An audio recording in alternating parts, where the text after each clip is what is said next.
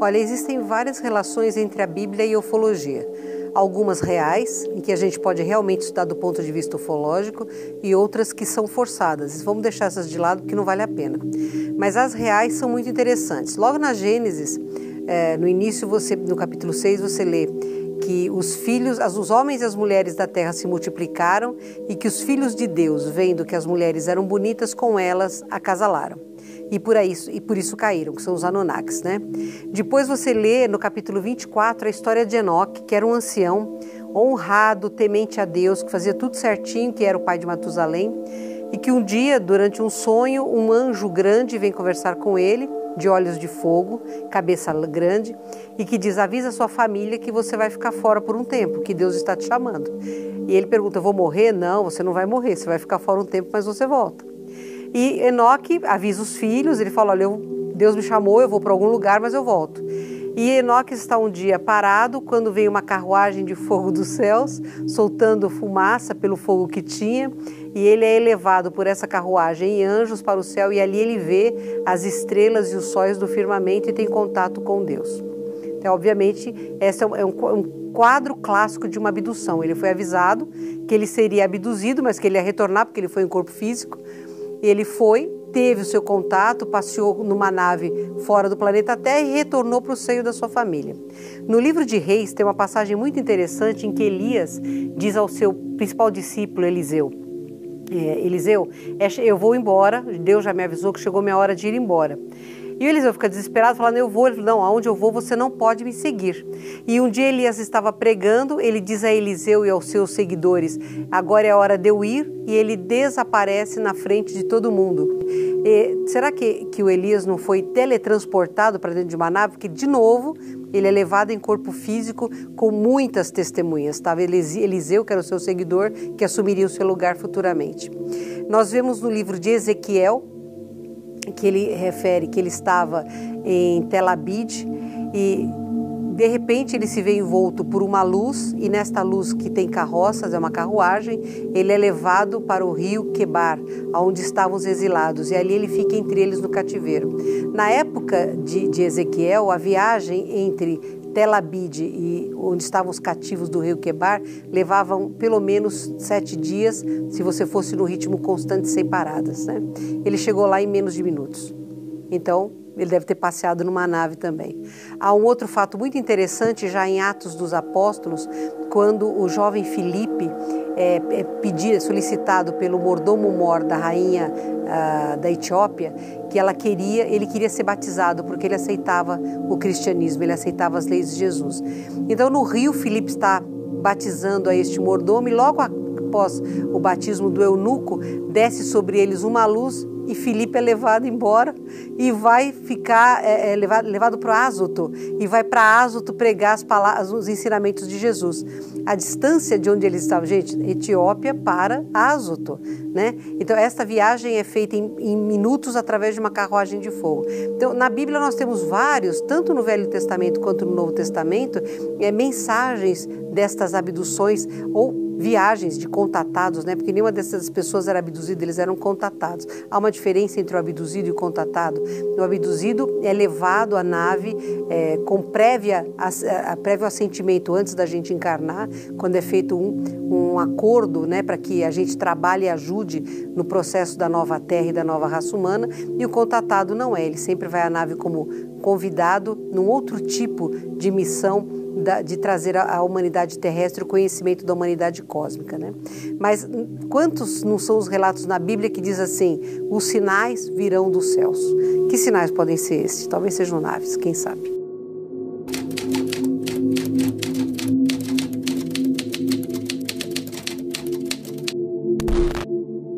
Há um evento bíblico muito importante para nós cristãos, que é a estrela de Davi, né?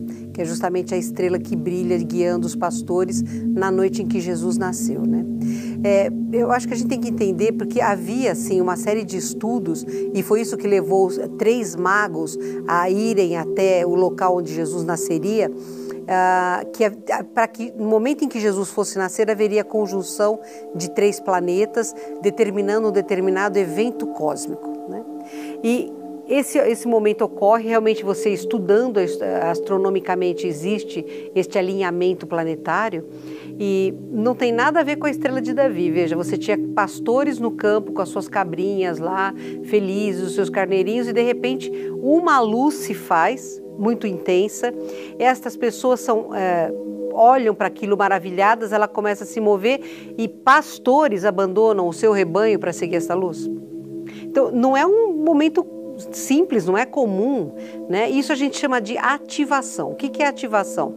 É quando uma nave manda ondas eletromagnéticas para determinadas pessoas, e isto é determinado pelo seu DNA, existe uma DNA dependência neste processo, e este DNA dependência faz com que você leia a onda eletromagnética da nave e você olhe para o lugar certo, na hora certa, com a angulação certa da cabeça para você ver a nave. Às vezes tem um monte de gente do teu lado, mas você olha para cima, você vê o objeto voador. Estes homens foram todos ativados para testificarem a presença de alguém superior, porque era importante que houvesse as testemunhas, né? E essa nave os conduz até o local onde Jesus estava. Mas se nós formos analisar a história antiga da arte, na era medieval você tem diversas pinturas que mostram naves nos céus relacionando com a família sagrada.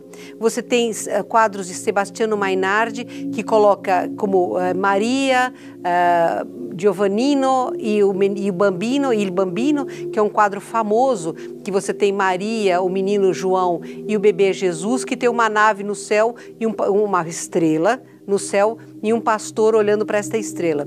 Você tem, principalmente a escola fiorentina de Sebastiano Mainardi, relaciona até o momento da concepção de Maria com uma nave. Você tem o arcanjo Gabriel. Claro que ele tinha que colocar o cardeal, ele não tinha nada, que é Santo Emídio do lado, foi ele que pagou o quadro, então Santo Emídio aparece no quadro, e você vê uma imensa estrela com um facho de luz que atravessa os prédios e vem estar exatamente no útero de Maria. E você tem, por exemplo, um quadro pintado por um holandês quase desconhecido, chamado Van der Geld, que mostra o batismo de Jesus. Então ele coloca todo o quadro em tons de marrom e uma luz focando exatamente sobre João e Jesus no rio, e esta luz, você olha para cima, é uma nave perfeita com escotilhas e tudo. Então existem muitas correlações, né, feitas ligando o cristianismo, a ufologia dentro da Bíblia e da Bíblia passando para a arte, maiormente na era medieval.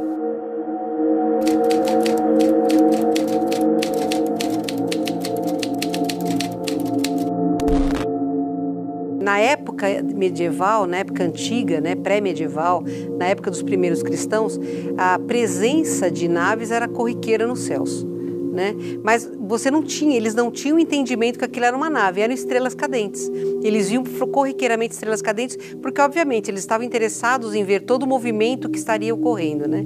Mas não havia o conhecimento para eles dizerem isto não é de descendência terrestre. Eles não tinham este conhecimento. Então, a manipulação, no meu entender, não houve nesse sentido para abolir a presença de seres não planetários nestes momentos. Eu não creio que eles tivessem esse conhecimento. Contudo, a partir da Revolução Industrial, isso acontece.